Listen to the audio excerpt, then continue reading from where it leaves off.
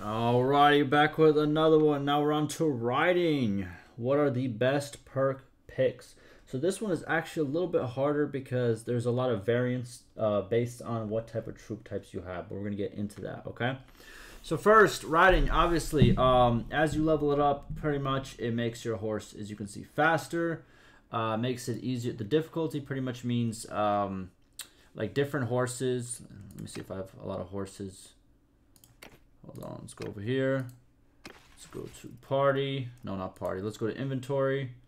So different horses, they have, as you can see, a requirement. You see how it says riding 30. If I'm not mistaken, I don't think there's a horse right now that even has riding 300. But pretty much, as you can see, this one has riding 95, which I think is the highest riding that is a requirement. So pretty much what that means is you can't ride the horse until you reach that specific riding level. And riding 95, this is like the best horse in the game, is the highest, right? So the 300 doesn't really matter, but just in case, right? The horse speed, obviously, your horse gets faster. Horse maneuver, it's kind of how you turn, kind of, you know what I mean, how fast you turn, how good you turn. Mounted weapon damage penalty, obviously, you're going to see a penalty if it's less than, I think it's less than 275, if I'm not mistaken. Or it might be less than 300. But you'll see a penalty, but it's going to go down as you level up riding, as well as the mounted weapon speed and reload penalty. Same thing. It's going to go down as your riding goes up.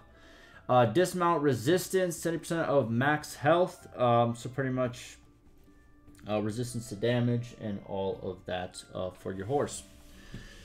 Now, as I said before, actually, I'm gonna do it once we actually get to the ones that are kind of like they're kind of your choice depending on what kind of armor you have. Those perks, once we get to them, I'm going to explain it a little bit better. But let's start it off. All right, so first perk at 25, we have full speed versus nimble steed.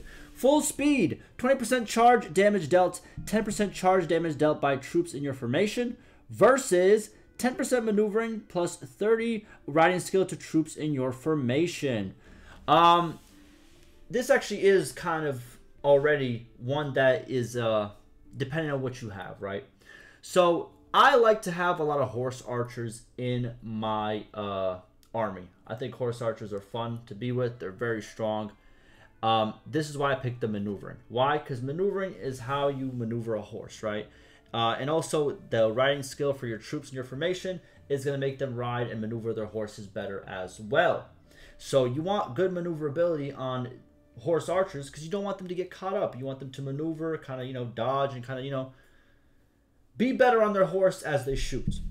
Now, if I had an army full of horsemen that were melee horsemen, you know what I mean, ones that charge into the enemy with a lance or a sword, whatever, you would choose this option, full speed, because obviously the charge damage is good. The 10% charge damage dealt by troops. If you have a lot of, you know, a lot of horses that will charge, like for example, let's go to party real quick. As you can see, I have a lot of horse archers. These guys benefit from the maneuvering. But if I had, for example, a lot of these guys or a lot of cataphracts, obviously that charge straight into the enemy, the charge damage is better choice. So again, it depends on what your army consists of. So both choices, in my opinion, are good. But obviously, I like the maneuvering because I like horse archers. But again, if you have melee horsemen, you probably want full speed. Next, veterinarian versus well-strapped. Veterinarian, 20% hit points to your mount, 10% hit points of mounts to troops in your formation. Versus minus 50% chance of your mount dying or becoming lame after it falls in battle. And then the governor perk, which obviously the main character doesn't really get. That's only you know, your family companions who actually govern. This will affect them, so this doesn't actually affect you as the main character. But obviously, if you have, like, you know what I mean, like this guy, for example, if he gets his riding up and I want him to govern a town, then, you know what I mean, that's what I would get, right? But regardless, I choose veterinarian because both of these perks work for me, right? And obviously, versus the one perk that actually works for me, the minus 50% chance of your mount dying or becoming lame after it falls in battle. Becoming lame means your horse actually just has worse stats, right? I think this overall is better. it affects a lot more troops, and it affects your hit points of your mount. And the minus 50% chance, I'm be honest with you, I could just replace the horse. It is what it is, man. No hard feelings. I think that veterinarian is way better. Deeper Sacks versus Nomadic Traditions. All right, it's at 75. So Deeper Sacks, plus 20% carry capacity to pack animals, minus 10% trade penalty for mounts, versus plus 30% party speed bonus from mounted foot troops, and 10% damage bonus from speed to troops in your formation. This one is hard. Now, if you want to become a trader and you want to not do as many fights, you don't want to, this is still a valid option. Deeper Size is still a valid option. 20% carry capacity is really good. And also the 10% trade penalty for mounts is also very good as well. Again, if you're going the trading routes, pick this one, Deeper Sacks. If you want, this one is pretty much, it makes you faster. What does it mean by 30% party speed bonus from mounted foot troops? So pretty much, if you have any like archers or these guys, this is a guy without a mount. Anybody, archers or even melee without a mount. Whenever you're traveling on the map, if you have horses in your inventory, I think I have a lot of horses in my inventory.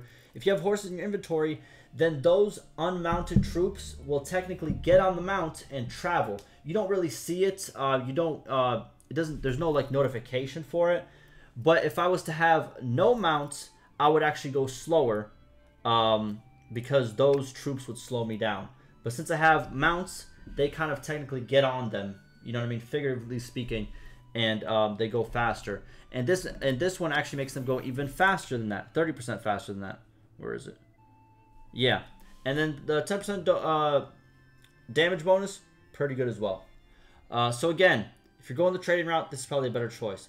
Like I said, riding has a lot of good choices. A lot of these other ones that I've done already, some of them are kind of like clear cut. This is the best choice regardless of your situation. But a lot of perks in the riding category actually have a lot of if, ands, and buts about it. Next, we have Sagittarius. I don't think I said that right. Sagittarius. Isn't that one of those? Isn't one of those signs? I don't know. I don't know how those work. Versus Sweeping Wind. All right. So minus 50% accuracy penalty while mounted, and minus 50% accuracy penalty to mounted troops in your party. Versus plus 5 top speed to your mount, plus 2 party speed. Again, look. I know I said I like mounted troops, but at the same time, the 2% party speed is really good. And also the top speed on your mount, I like to go fast. This one will make your troops obviously shoot better. It'll make you shoot better. But if you're a good shot, the 15% doesn't really do too much, I'll be honest with you. If you've played the game for a little bit, you know how to shoot, you'll be okay. The 15% accuracy penalty for your troops, it might be good. I know I have a lot of mounted archers, but I still like the party speed. I think speed is good. It is key to a lot in Bannerlord. Being fast on the map is very important in Bannerlord.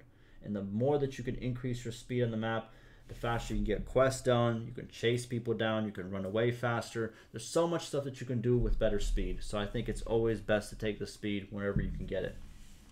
Next one, it's not really a choice, but pick it. Relief Force. Plus 10 starting battle morale when you join an ongoing battle of your allies. Plus 20 security provided by mounted troops in the governed settlements. You don't have a choice. You have to pick it, so it's the best choice. All right, moving on. Next, Horse Archer versus Mounted Warrior. As you can see, I picked Horse Archer, obviously, but let's read them. 10% range damage while mounted, plus 5% damage by mounted archers in your party. Versus 5% mounted melee damage plus 5% mounted melee damage by troops in your formation. Again, if what's it called? You know, if you got an army of horse archers, pick the top option. If you got an army of melee horses, pick the bottom option. It's very simple. You know what I mean? It's a toss-up depending on what your army looks like. Next one, we have Breeder versus Shepherd. Breeder, 1% daily chance of animals in your party reproducing. And then Governor, Obviously not one that goes for your main character. +5 production rate to villages bound to the government settlement. Versus minus 50% party speed penalty from herding, which is pretty much, you know, if you have the animals like the cow, the sheep, the hog, those slow you down. So this will slow you down less. I usually don't keep them in my inventory. Even if I get them, I usually sell them right away. But if you have a lot of them in your inventory and you do a lot of raiding, this can be good. I do like the 1% chance, even though it's such a small chance of actually happening.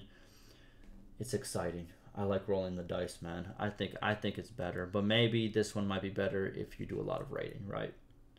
But I just love the % chances of getting free stuff. You know what I mean? That's just me. Next, Annoying Buzz versus Thunderous Charge. Annoying Buzz. We have 20% battle morale penalty to enemies with mounted ranged kills, and then +5 battle morale penalty to enemies with mounted ranged kills by troops in your formation.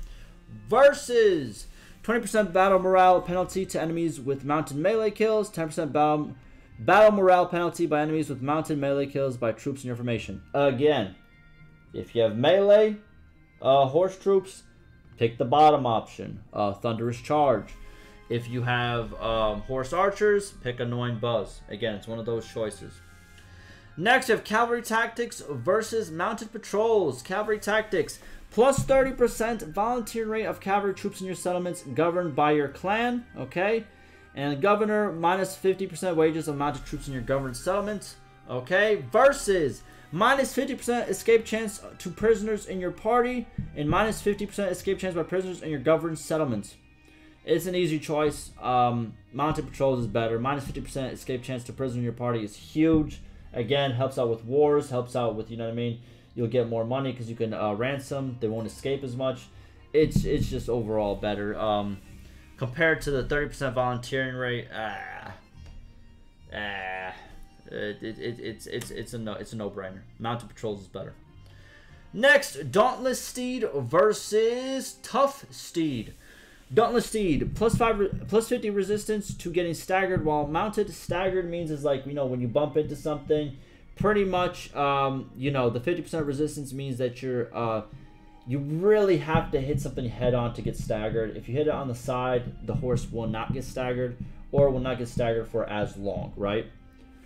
And then also, the 5% armor. Well, and then also, you know, stagger is kind of like when like horses when they stagger. Technically, they put their their front 2 feet up. That's kind of like what they mean by horses being staggered.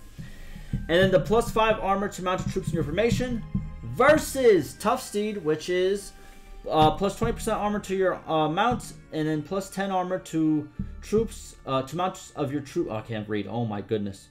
Let me redo this. Okay. +10 armor to mounts of troops in your formation. There it is. Jesus. Okay. I picked Tough Steed here. I like the extra armor.